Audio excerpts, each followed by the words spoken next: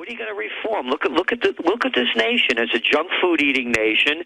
They poison their bodies with junk food, and they poison their minds with junk information. How could any intelligent adult turn on the TV and listen to the nightly news or any of this other stuff when you have these bad actors, these grade B actors reading scripts and that talk about Michael Jackson for a month and a half?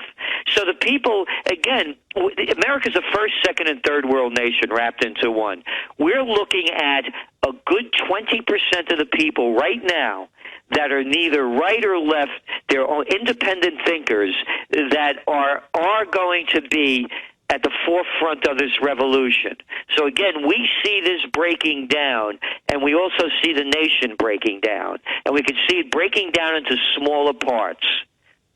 Well, Gerald, before the mainstream media, with other inoculation campaigns they push, they would just beat around the bush, never say there wasn't mercury in it. They would just leave that out and say it's safe.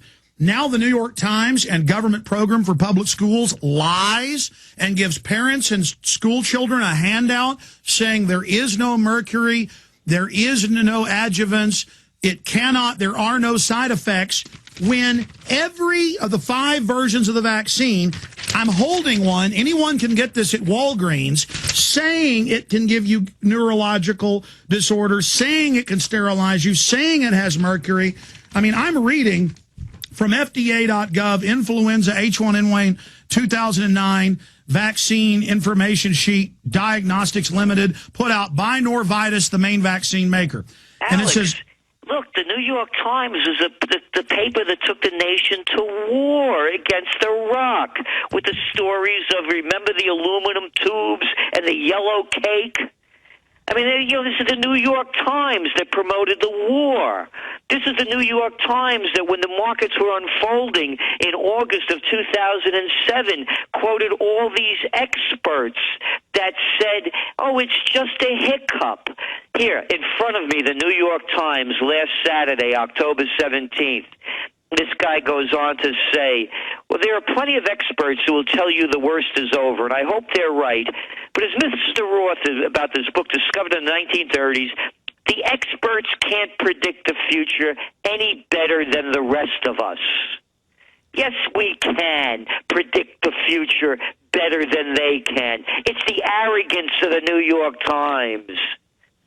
Well, but you said it, though. They're delusional. Don't they know that's why they're all going under and going bankrupt? Don't they know that's why mainstream media is in a crisis? And instead of telling the truth, they just intensify the lying.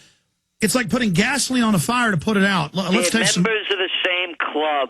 It's the White Shoe Boys Club. That's why you go to Harvard, Princeton, and Yale.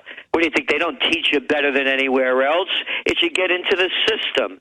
And you look at the same, you read the New York Times, they quote the same experts that have been wrong 100 times before to ask them what's going to happen next. And then they have the arrogance to say that nobody can forecast the future because they didn't see it coming. And again, this is the paper that took the nation to war. Let's not forget the stories about the yellow cake and the aluminum tubes and the nuclear weapons in Iraq. It's just another level of lying, though, to say there are no adverse reactions to the vaccine. Exactly. It's just another lie. Let's talk to Mike. They're used to it. This is what they're good at. Michael in Florida, you're on the air. Go ahead. Hi, Alex. Hi, Gerald. Love the movie. Thank you. What's on your mind? Yeah, I have a question, or maybe it's just a comment. It's about the movie and the Federal Reserve. Basically, my question is if our politicians, if our Congress is all corrupt, they're passing bills without even reading them, and they're giving all our money away to offshore banks. That's one message, and then another gentleman that was interviewed in your movie said that he was in favor of nationalizing the Fed and putting the Fed in the hands of Congress. How could we trust putting the Fed in the hands of Congress if they're all corrupt? And I'd like to comment on that. Number one, we have different guests on who have different perspectives. This is not like some cult where we just sit here and believe what I think or believe what one guest thinks. It's a college of ideas to get people really thinking about details. But number one, the Constitution says that the Congress is the boss because the people elect them. They follow the Constitution. The president then executes. The president just doesn't do what he wants. The Congress ran the coining and issuance of currency and credit, set the rules until 1913, and our nation on average had a 10% growth rate from 1789 until 1913. Now look at us today.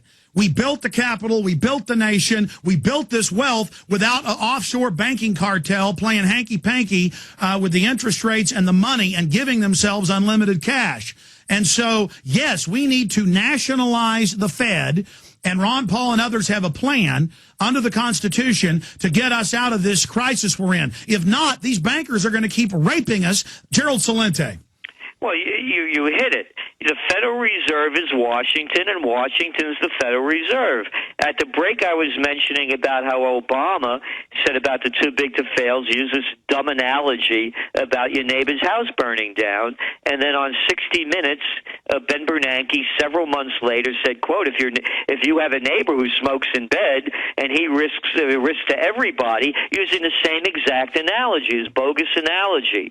And the point being is that there is no separation between the Fed and Washington. Federal Reserve is Washington. Look who the Treasury Secretary is. Only a blind person can't see it. It's Timothy Geithner. Where did Timothy Geithner come from? Well, he was the president of the Federal Reserve Bank of New York, and now he's in charge of the Treasury. What do people need to get let me go over the head further. with? Let me go further. And the guy talking about, well, somebody smoked in bed, we still got to put the fire out. It's Bernanke and Geithner and all these private bank heads that are the ones smoking in bed, but they weren't just smoking in bed. They're the ones burning the houses down because they own and run the fire department, and we didn't pay our protection money. And even when we pay them the tens of trillions of protection money, they just leverage that against our economy to buy us up. They're pirates. Can't people get it? They're criminal pirates, as Ron Paul has said. There isn't a grand jury in the country that couldn't indict every one of them for insider trading, conflicts of interest. You got all these Treasury Department heads making tens of millions apiece, in some cases billions, off of money they gave to their own stinking banks. I know. I know. How could anybody not see it? This is the greatest bank robbery in history, but the banks are doing the robbing.